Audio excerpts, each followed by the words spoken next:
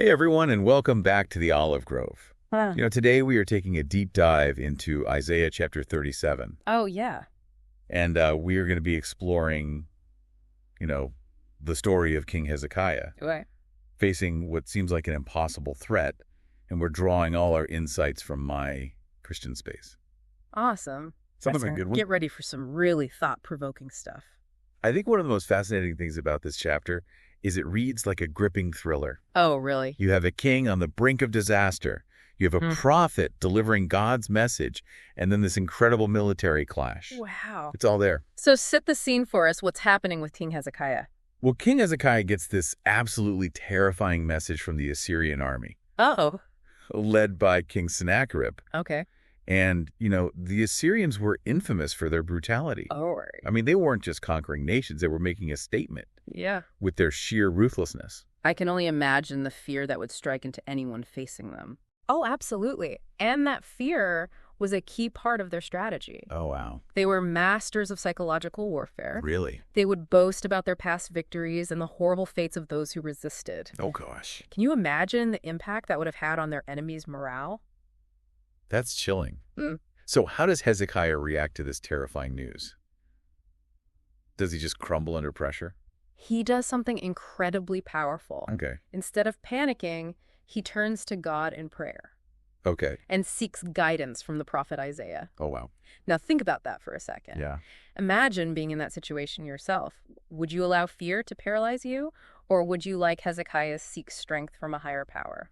It really makes you reflect on your own reactions to challenges, doesn't it? Yeah. I think it's so easy to let fear take over in difficult situations. Yeah. So what message does Isaiah bring back from God? God, through Isaiah, assures Hezekiah that he has heard his prayers and will protect Jerusalem. Wow. He promises that he will not allow the Assyrian king to conquer the city. That is a powerful declaration of support. But, the Assyrians are a force to be reckoned with. Yeah. So how does God plan to stop them? Well, this is where the imagery in Isaiah's prophecy gets really interesting. Okay. God compares Sennacherib to a wild, powerful animal, but with the hook in its nose and a bridle on its lips. It symbolizes God's complete control over this seemingly unstoppable king. Okay. I am hooked. Yeah. What happens next? Well, this is where it gets even more dramatic. Okay. Isaiah's prophecy unfolds in a spectacular way. An angel of the Lord strikes down 185,000 Assyrian soldiers in a single night. What? Sennacherib, completely demoralized and defeated, is forced to retreat. Wow. Talk about divine intervention. This story really highlights the power of faith and prayer. Yeah. It makes you wonder, what if Hezekiah had given into fear instead of turning to God? That's a great question, and it's one we can all ponder. Yeah. It speaks to the importance of choosing faith over fear, even when facing seemingly insurmountable obstacles.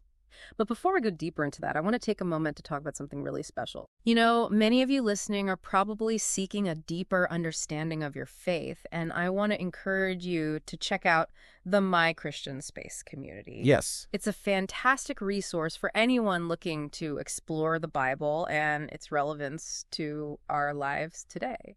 I completely agree. And, they're also doing incredible work through their Enduring Freedom Ministries initiative. Oh, that's right. They're currently working towards establishing a food pantry in Jerusalem, Yes, a city that holds profound spiritual significance for so many. absolutely. Imagine the impact we can have by coming together to support this project and help provide for those in need in such a symbolic location. Every contribution makes a difference. That's right. You can find out more and donate on their website. Now, let's get back to Hezekiah's story, because there's a lot more to uncover. Let's do it. So, we were talking about how Hezekiah chose faith over fear and Yeah. how that really impacted the outcome of his situation. Yeah. It's so interesting to consider how that choice kind of ripples through history. That's so true. Imagine if he had given in to the Assyrians' threats. What would have happened to Jerusalem and its people? Well, it's impossible to say for sure, Yeah. but it's likely that Jerusalem would have suffered the same fate as so many other cities that the Assyrians conquered. Right. Destruction, plunder, and exile. You mentioned earlier that the Assyrians were masters of psychological warfare. Yes. What were some of the specific tactics they used? Well, they were known for their brutal siege tactics, but they also employed a very sophisticated form of propaganda Okay. designed to demoralize their enemies before the battle even began. Oh, wow. And, the message they sent to Hezekiah is a perfect example. Okay. They were boasting about how they had destroyed other nations Yeah. and how no other gods had been able to save their people. God. It was a direct challenge to Hezekiah's faith, Right. essentially saying, your God won't be able to protect you either. That's so manipulative. It makes you realize how important it is to have a strong foundation of faith, Absolutely. especially when facing challenges that try to shake your beliefs. It's so true. And, it's interesting to see how Hezekiah responds to this psychological attack. Yeah. He doesn't engage in a war of words Right. or, try to match the Assyrians' threats with his own bravado. Yeah. Instead, he goes straight to the temple, Oh, wow. spreads out the letter before God, and prays for deliverance. It's almost like he's saying, I'm not going to stoop to their level. Yeah. I'm going to put my trust in a higher power. Precisely. He recognizes that true strength doesn't come from human might or cunning, Right.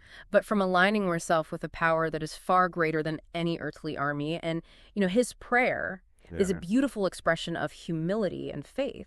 Yeah. He acknowledges God as the creator of all things, Right. the one true God above all other gods. That's powerful. He reminds God of the Assyrians' arrogance and their defiance of his authority, Yeah. and he pleads for God to intervene. Wow. Not just for the sake of Jerusalem, but also to demonstrate his power to the entire world. It's a powerful reminder that sometimes the most effective action we can take in the face of adversity Yes. is to turn to prayer and surrender our fears and anxieties to a higher power. Absolutely. And what's remarkable is that God responds to Hezekiah's prayer in such a dramatic and decisive way. Right, sending an angel to wipe out 185,000 Assyrian soldiers in a single night. I know. That's an incredible display of power.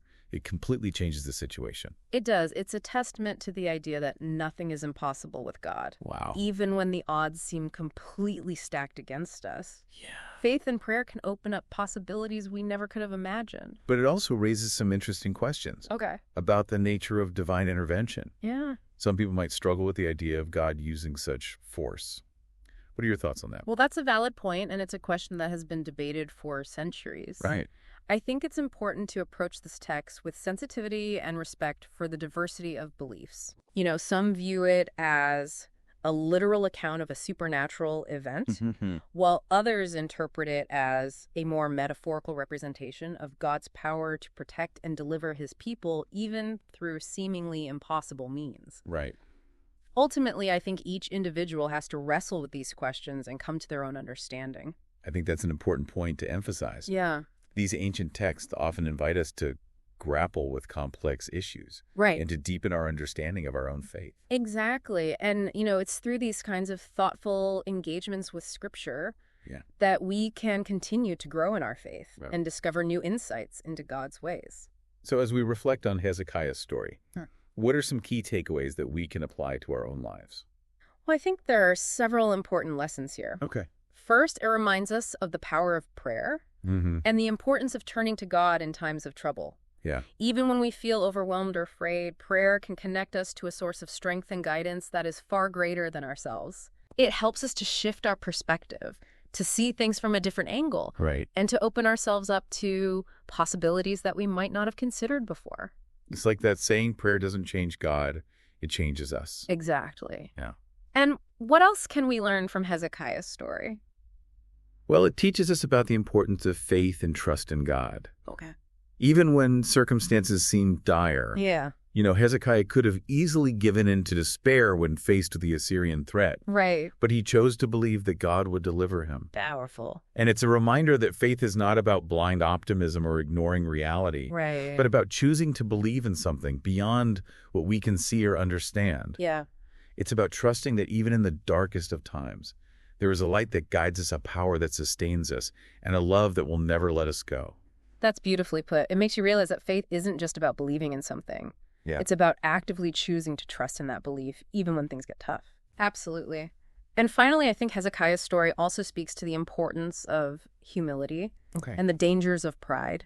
Yeah. Remember Sennacherib's downfall? Yeah. It's a stark reminder that arrogance and self-reliance can lead to destruction. Wow. True strength lies not in boasting about our abilities, Right. but in acknowledging our dependence on something greater than ourselves. Yeah. It's about surrendering our egos, Yeah. letting go of our need to be in control, and allowing ourselves to be guided by a wisdom that is far beyond our own. So to sum up Hezekiah's story, encourages us to cultivate a deep and abiding faith in God. Yes. To turn to prayer in times of trouble, to trust in God's power even when the odds seem stacked against us, and to approach life with humility, recognizing that true strength lies in surrender and reliance on a power greater than ourselves. That's a wonderful summary. Yeah. And I think it's a message that is as relevant today as it was thousands of years ago. You know, this deep dive has really got me thinking about how I handle challenges in my own life. I'm definitely going to be reflecting on Hezekiah's example of unwavering faith and turning to prayer when things get tough. That's wonderful to hear. And remember, you're not alone in this journey. Right. You know, Right. the My Christian Space community is here to support you and provide resources to help you grow in your faith. You know, it's amazing how these ancient stories can still speak to us in such a powerful way. It really is. They really do offer like timeless wisdom and guidance Yeah, for navigating the ups and downs of life. absolutely. You know what strikes me about Hezekiah's story Yeah. is the contrast between his response and Sennacherib's. Oh, yeah. You see Hezekiah choosing humility, Right. faith and dependence on God, Yeah. while Sennacherib is driven by pride, arrogance, and this belief in his own power. Yeah. You see that. It's such a stark difference. It really is. And their outcomes reflect those choices, don't they? They do. Hezekiah, even when facing impossible odds, finds deliverance and protection Mhm. through his trust in God. Yeah. Sennacherib, despite his initial military victories, Right. ends up suffering a humiliating defeat and a tragic end. Yeah, it really highlights that idea that true strength and lasting victory aren't always about brute force or worldly power. Right. They're often found in aligning ourselves with a higher purpose, Yeah. recognizing our limitations, Uh-huh. and placing our trust in something beyond ourselves. As we're wrapping up this deep dive into Isaiah chapter 37, Okay. is there one key takeaway that you hope our listeners will walk away with? I think the most important message here is that no matter what challenges we face, Yeah. no matter how overwhelming the odds may seem, Right. there is always hope. Yeah. And, when we turn to God in prayer, Uh-huh. when we cultivate a deep and abiding faith, Yes. when we choose humility over pride, we open ourselves up to possibilities that we could never have imagined on our own. That's such a beautiful and encouraging message. Yeah. It's a reminder that even in the midst of darkness and uncertainty, Right. we can find strength, guidance, and ultimately victory Yeah. through our connection to a power greater than ourselves. Absolutely. Thank you so much for joining us on this deep dive into the incredible story of King Hezekiah. We hope you've been inspired by his example of faith and courage, and that you'll carry these lessons we've explored today into your own life. And if you're looking to continue exploring the world of biblical stories and their timeless wisdom, be sure to subscribe to the Olive Grove podcast on YouTube for early access to new episodes and exclusive content. You can also visit the My Christian Space website. It's a great way to stay connected and engaged with a community of fellow learners and seekers. Until next time, may you find strength in your faith, hope in your heart, and the courage to face whatever challenges life may throw your way. Thanks for listening.